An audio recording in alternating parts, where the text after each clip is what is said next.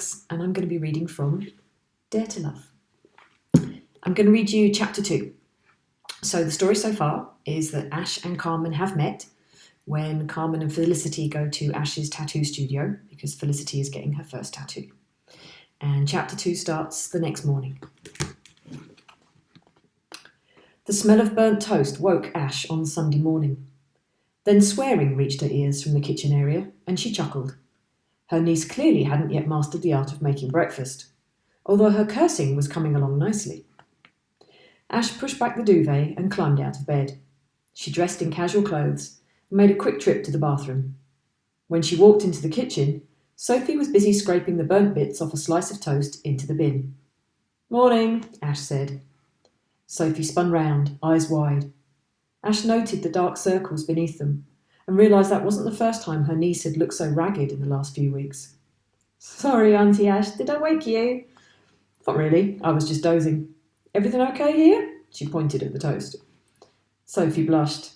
No, your toast is a bit fancy and I kind of didn't know what I was doing." Laughing, Ash walked over, took the piece of toast from her hand and launched it into the open bin. "Let's try this again. You sit at the breakfast bar and I'll do the toast." "Can I make you a cup of tea first?" That would be magic. They set about their tasks in comfortable silence, moving with ease around each other. "Jam?" Ash asked, as she added 2 more slices of lightly brown toast to the pile on the plate. "Got any Nutella?" Ash laughed. "Definitely not. I'd weigh a ton if I had that in the house. It's jam or nothing." Sophie sighed. "All right, jam." "Cool, it's in the fridge, top shelf." Sophie retrieved the jar of strawberry jam and brought it over to the breakfast bar. They munched the pile of toast Ash had made and sipped their tea. "You look a bit tired. Didn't you sleep well on the sofa bed?" Ash asked after a while. Her niece wouldn't meet her eye. "No, it was fine. What time are we going out?" Well, that was a deflection if ever I heard one. But she'd cut Sophie some slack. She was 14, after all. "Whenever you like. I need to shower first." "Yeah, me too." "Well, you go first, and I'll have another tea while I wait. I bet you take ages anyway." Sophie stuck out her tongue, but headed for the bathroom. Ash's phone pinged, and she glanced at the screen. Another notification from the dating app. Online dating wasn't Ash's thing, but a woman she'd met at a party recently had insisted this app was different. She scrolled to it and opened the alert. Her heart lurched. No way. The woman looked so much like Vicky, Ash couldn't close the alert quick enough. Before she could overthink it, she deleted her profile and uninstalled the entire app.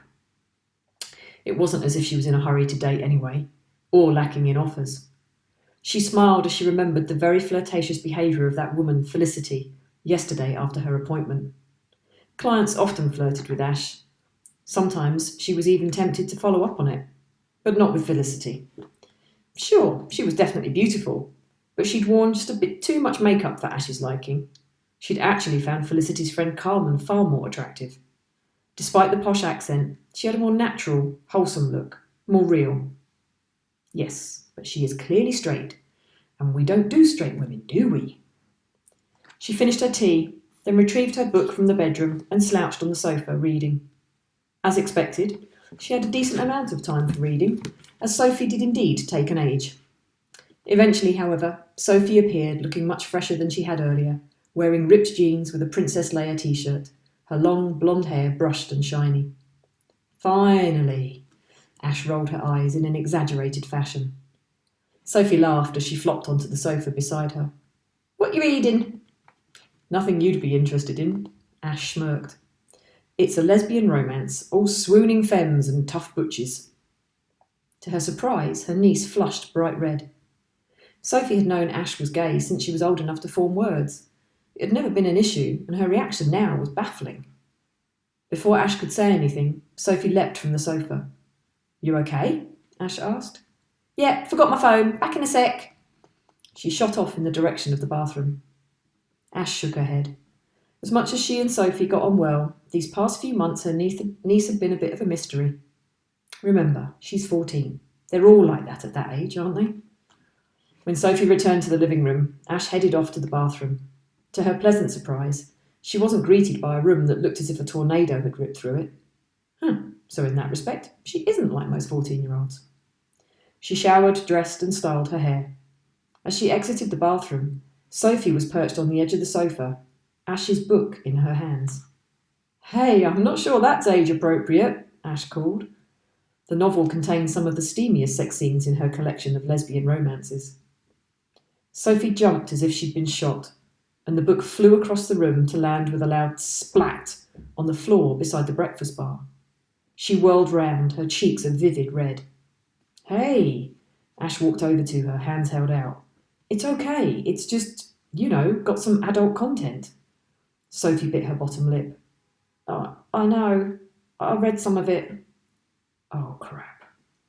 Right, well, just don't tell your mum, okay? And maybe stick to books more for your age." Sophie shuffled from foot to foot. Her gaze darted to the book and back again. What if that's the kind of book I want to read? Her voice was so quiet, Ash had to strain to hear it.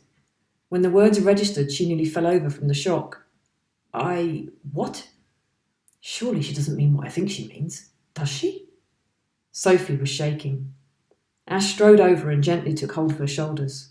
"Hey, are you okay?" Her niece shook her head, and tears pooled in her eyes. "I need to tell you something." "Okay, want to sit down?" "I need to, even if you don't. I'm not sure I'm ready for this."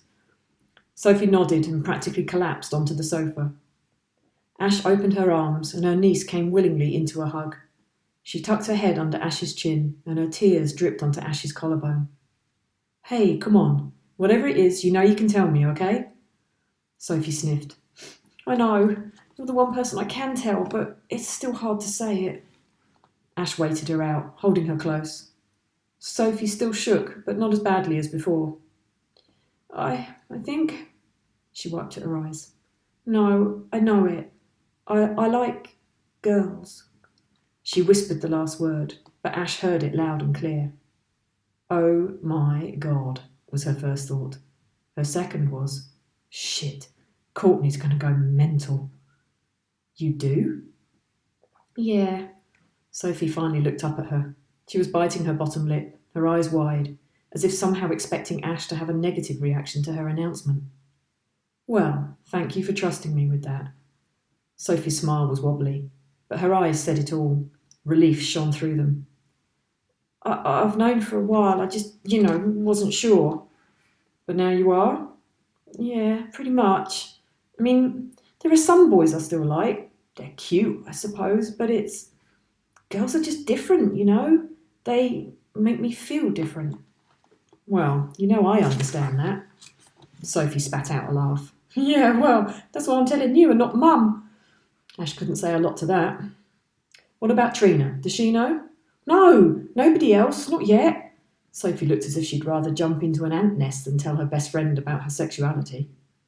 Trina definitely had her head screwed on right, and Ash wished Sophie would trust her. But maybe one day soon she would. "Okay, fair enough." Sophie hugged her closer. "Thanks, I knew you'd be okay with it." "Of course."